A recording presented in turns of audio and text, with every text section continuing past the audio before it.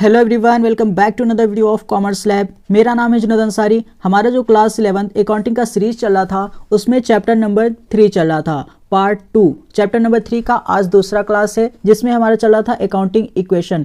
Previous video में भी हमने अकाउंटिंग इक्वेशन ही पढ़ाया था जो कि बैलेंस शीट के ज़रिए।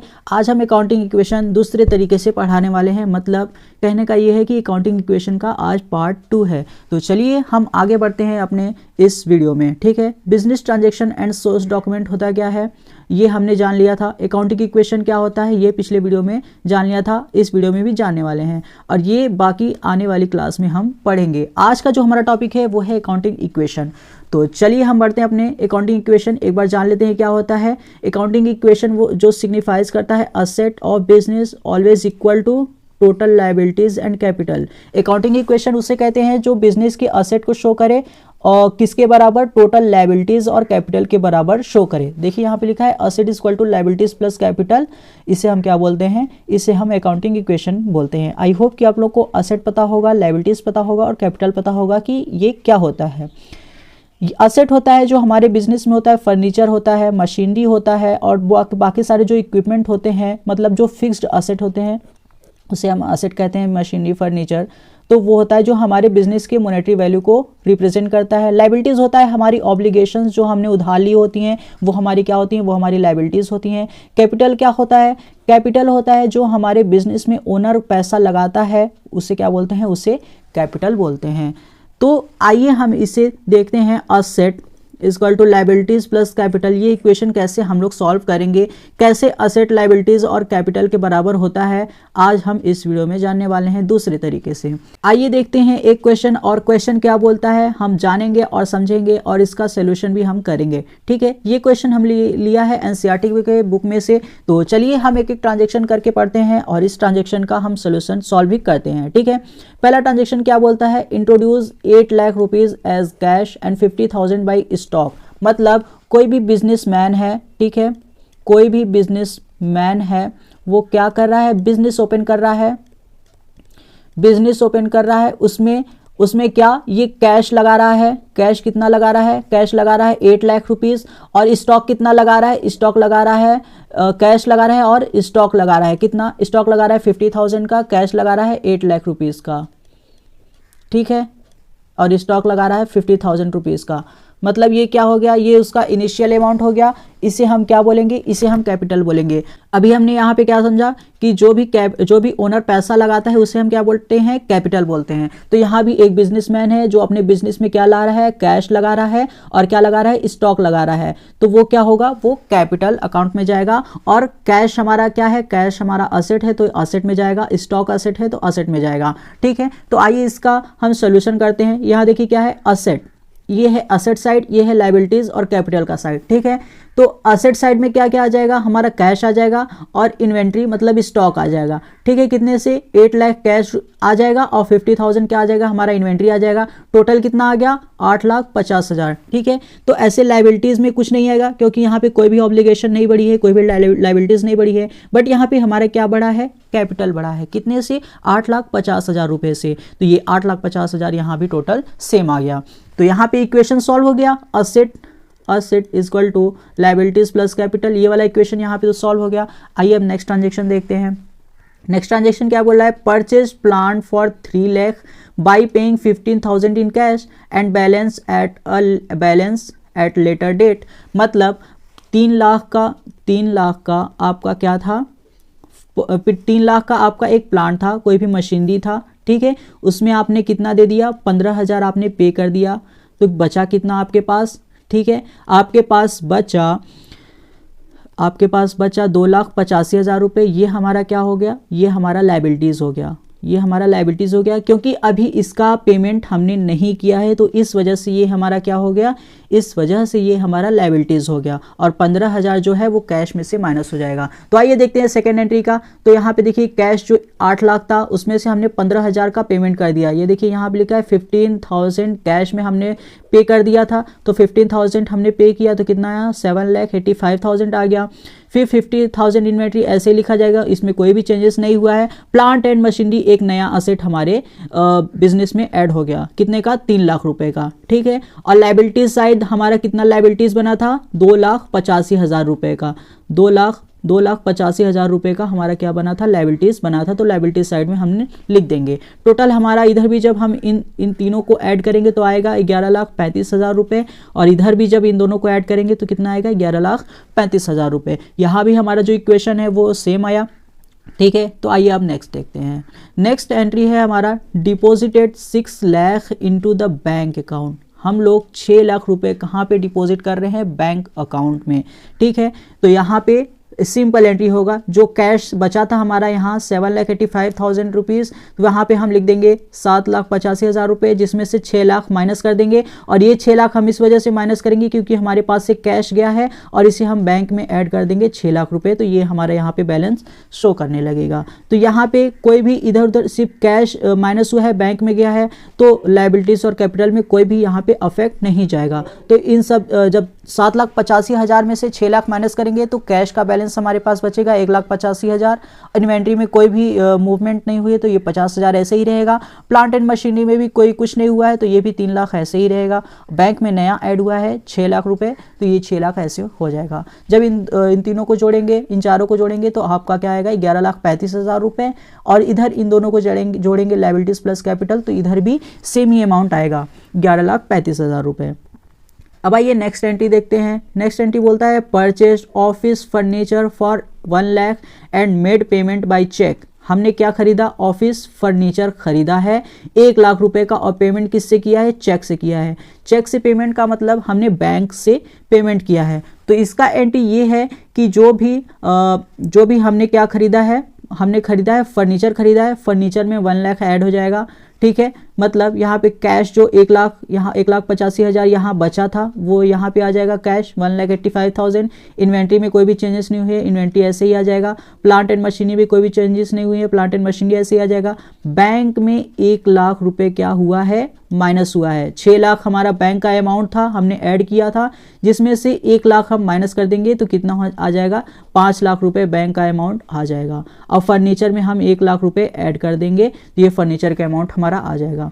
तो यहाँ पे क्या हो जाएगा हमारा 11,35,000 रुपए फिर से हो जाएगा, और 11,35,000 लायबिलिटी साइड और कैपिटल साइड ये हमारा है ही पहले से। यहाँ पे कोई मूवमेंट नहीं हुआ है, बस यहाँ पे 1 लाख हम बैंक में से माइनस करे हैं और फर्नीचर में 1 लाख रुपए ऐड कर दिए हैं। इस वजह से लायबिलिटीज प्लस कैपिटल में कोई भी इफेक्ट इसका नहीं जाएगा। अब नेक्स्ट आइए देखते हैं हमारा एंट्री क्या कहता है। Purchase goods worth 80,000 for cash and for 35,000 in credit. हम क्या कर रहे हैं, परचेज कर रहे हैं, क्या गुड्स को परचेज कर रहे हैं 80,000 रुपए का कैश में और 35,000 रुपए का क्रेडिट में। मतलब 80,000 रुपए, ठीक है, 80,000 रुपए हम कैश में खरीद रहे हैं जो गुड्स है, और 35,000 रुपए का क्या खरीद रहे हैं, क्रेडिट पे खरीद रहे हैं। यहाँ पे समझिएगा, तो ये टोटल कितना हो जाएगा, ये टोटल हो जाएगा 1,15,000 रुपीज़। ये हमारा क्या हो जाएगा, ये हमारा स्टॉक में चला जाएगा 1,15,000, ये हमारा स्टॉक में चला जाएगा, ठीक है। 1,15,000 का हम स्टॉक खरीद रहे हैं, जिसमें से 80,000 हमारा कैश में है और क्रेडिट में कितना है 35,000 रुपये। तो आइए इसका एंट्री देखते हैं हम। इसका एंट्री एकदम सिंपल होगा। कैश में जो 80,000 खरीदे हैं वो हम कैश में से माइनस कर देंगे, और इन्वेंट्री में हम कितना ऐड करेंगे 1,15,000 हम इन्वेंट्री में ऐड कर देंगे। और हम यहाँ पे 35,000 रुपये लायबिलिटीज़ में इस वजह से बढ़ाएंगे क्योंकि हम किस पे खरीद रहे हैं, हम क्रेडिट पे खरीद रहे हैं, ठीक है। तो इस वजह से लायबिलिटीज़ में 35,000 रुपये बढ़ जाएगा। यहाँ पे कैश में बस चेंजेस आएगा, 80,000 माइनस होगा, ठीक है। 1,05,000 रुपये यहाँ पे हमारा कैश बचा। इन्वेंट्री हमारा 1,65,000 हो गया। प्लांट एंड मशीनरी हमारा 3 लाख का वैसे ही वैसा है, 5 लाख बैंक हमारा वैसे ही है, फर्नीचर हमारा 1 लाख वैसे ही है, ठीक है। और यहाँ पे लायबिलिटीज़ में क्या चेंजेस आएगा, जब 2,85,000 में हम 35,000 और ऐड करेंगे तो 3,20,000 हमारे यहाँ पे टोटल हो जाएगा, और 8,50,000 कैपिटल ऐसे ही रहेगा। जब इन सब को आप ऐड करेंगे असेट साइड में तो कितना आएगा 11,70,000, और जब लायबिलिटीज़ प्लस कैपिटल साइड भी ऐड करेंगे तो इतना ही आएगा 11,70,000। अब आइए नेक्स्ट देखते हैं हमारा एंट्री क्या बोलता है। Goods amounting 45,000 was sold ₹60,000 on cash basis. ठीक है, यहाँ पे क्या बोल रहा है, गुड्स जो है हम 45,000 का गुड्स कितने में बेच रहे हैं, 60,000 रुपये में। ठीक है, 45,000 का गुड्स हम कितने में बेच रहे हैं, 60,000 में बेच रहे हैं। तो इन दोनों में डिफरेंस कितने का है, 15,000 का जो डिफरेंस है ये हमारा कहाँ पे जाएगा, ये हमारा कैपिटल अमाउंट में जाएगा, क्योंकि ये हमारा क्या है, ये हमारा प्रॉफिट है। तो ये जो इन दोनों में डिफरेंस है 15,000 रुपीज़ का, ये हमारा जाएगा कैपिटल अकाउंट में। और ये जो इन्वेंट्री में से मतलब स्टॉक में से हम 45,000 माइनस करेंगे। ठीक है, तो यहाँ पे देखिए हम इसका एंट्री देखते हैं। इसका एंट्री ये है, कैश में जो हमारा था 1,05,000, जिसमें हम 60,000 ऐड करेंगे। क्यों ऐड करेंगे, क्योंकि यहाँ पे हम जो कैश बेसिस में बेच रहे हैं सामान, अपने सामान को कैश बेसिस में बेच रहे हैं, ये 60,000 रुपये हमारा कहाँ जाएगा, ये 60,000 हमारा जाएगा कैश के कॉलम में। तो कैश के कॉलम में ऐड कर देंगे तो 1,65,000 हमारा हो जाएगा। और इन्वेंट्री में हम कितना माइनस करेंगे, 45,000 माइनस करेंगे, क्योंकि 45,000 का सामान हमने बेचा है। 1,20,000 यहाँ पे इन्वेंट्री हमारा आ गया। मशीनरी में भी कोई चेंजेस नहीं हुआ, बैंक में कोई चेंजेस नहीं हुआ, फर्नीचर में कोई चेंजेस नहीं हुआ। तो एसेट साइड का टोटल कितना आया, 11,85,000 रुपये। अब यहाँ पे जो हमारा लाइबिलिटीज साइड है, लाइबिलिटी साइड में हमारा कोई चेंजेस नहीं होगा। 3,20,000 हमने वैसे ही ले लिया, क्योंकि यहाँ पे कोई भी क्रेडिट पे हमने सामान नहीं खरीदा है। ठीक है, यहाँ पे 15,000 हम ऐड करेंगे कैपिटल में, जो हमने दिखाया कि जो दोनों का प्रॉफिट था वो हम कैपिटल में ऐड करते हैं। तो 15,000 हम कैपिटल में ऐड करेंगे तो यहाँ पे हो जाएगा 8,65,000 रुपये। और जब इधर एसेट साइड का ऐड करेंगे 11,85,000 आएगा। और जब लाइबिलिटीज प्लस कैपिटल साइड का भी ऐड करेंगे तो 11,85,000 रुपये आपका दिखेगा। नेक्स्ट ट्रांजेक्शन है हमारा, goods costing 80,000 was sold 1,25,000 on credit. ठीक है, हमने यहाँ पे कितने का गुड्स बेचा, 80,000 का जो गुड्स था वो हमने बेचा 1,25,000 रुपये में। मतलब आप समझ रहे हैं, मतलब यहाँ पर भी जो 80,000 का गुड्स था उसे हमने बेचा 1,25,000 में। ठीक है, यहाँ पे हमारा जो प्रॉफिट कितना निकल के आ रहा है, प्रॉफिट निकल के आ रहा है 45,000 का। और ये जो 80,000 का गुड्स है ये कहाँ माइनस होगा, ये माइनस होगा हमारे स्टॉक में से, हमारे इन्वेंट्री में से 80,000 माइनस होगा। और 1,25,000 कहाँ जाके ऐड हो जाएगा, ये हमारे डेटर में ऐड हो जाएगा, क्योंकि हम दे किस में रहे हैं, सोल्ड किस पे कर रहे हैं, क्रेडिट पे सोल्ड कर रहे हैं। तो ये डेटर में 1,25,000 रुपये ऐड हो जाएगा। और ये जो 45,000 हमारा प्रॉफिट है ये हमारे कैपिटल साइड में जाके ऐड हो जाएगा। तो आइए इसका हम ट्रांजेक्शन देखते हैं। असेट साइड में कैश में कोई इफेक्ट नहीं पड़ेगा। 80,000 बस हम अपने इन्वेंट्री में से माइनस करेंगे। 1,20,000 था जो कि 80,000 माइनस करें तो 40,000 बस यहाँ पे बचा। कैश 1,65,000 वैसे ही रहेगा। प्लांट एंड मशीनरी 3 लाख वैसे ही रहेगा। बैंक 5 लाख वैसे ही रहेगा। फर्नीचर 1 लाख वैसे ही रहेगा।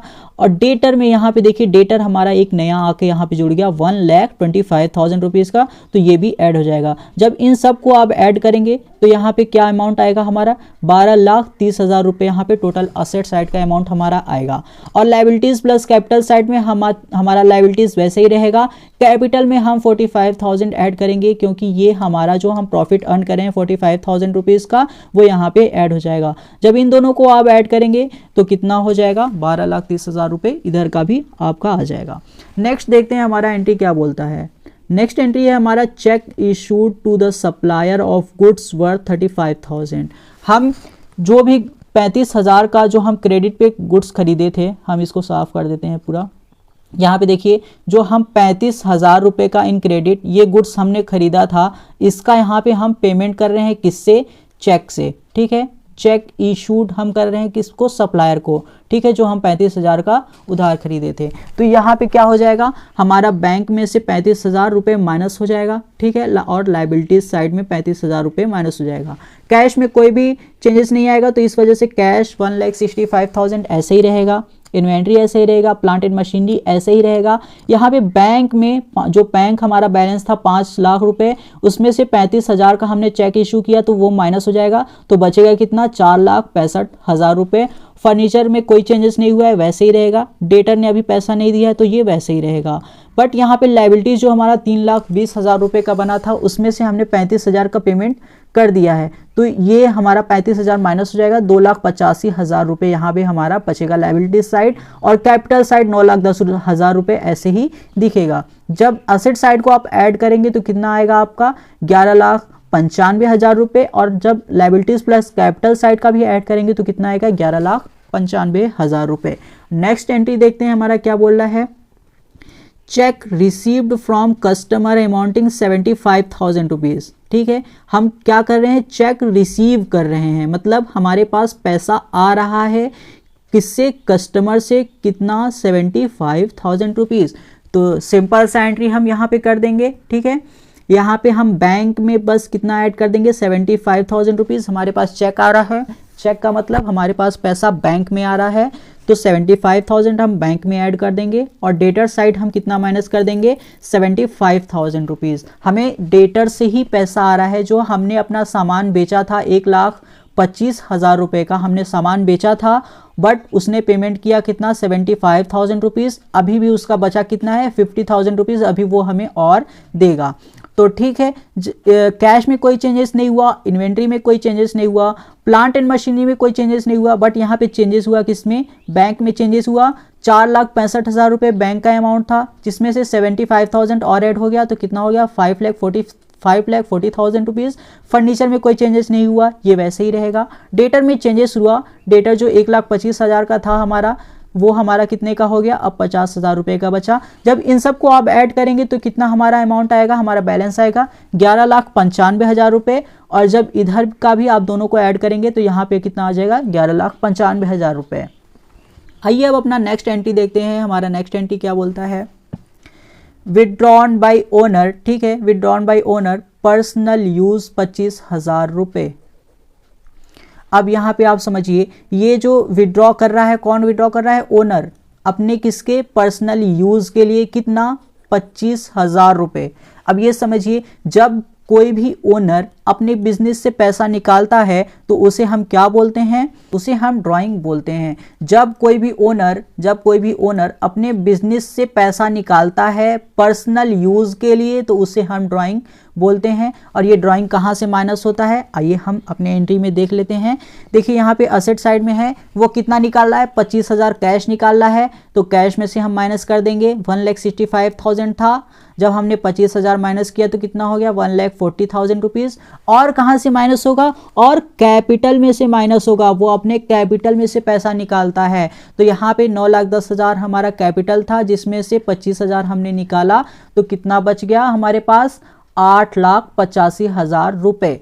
यहाँ पे इन सब चीज़ों में कोई भी चेंजेस नहीं आया है, तो इन सब को जब आप ऐड करेंगे असेट साइड को तो कितना आएगा 11,95,000 रुपये, और जब लायबिलिटीज प्लस कैपिटल साइड को भी ऐड करेंगे तो कितना आएगा 11,95,000 रुपये। तो ये रहा पूरा हमारा एंट्री। आई होप कि आप लोगों को समझ में आया होगा। बहुत ही अच्छी तरीके से हमने समझा कि asset equal to liabilities plus capital, ये कैसे इक्वेशन हमको सॉल्व करना है। आई होप कि आप लोगों को समझ में आ गया होगा। तो चैप्टर नंबर 3 में हमारा जो अकाउंटिंग इक्वेशन का जो टॉपिक था उसे हमने 2 पार्ट में कवर किया है, पार्ट 1 में और पार्ट 2 में। आई होप कि आप लोगों को अच्छे से समझ में आया होगा और अच्छे से क्लियर हुआ होगा। मिलते हैं आपको एक नेक्स्ट वीडियो में एक नए टॉपिक के साथ, तब तक के लिए गुड बाय।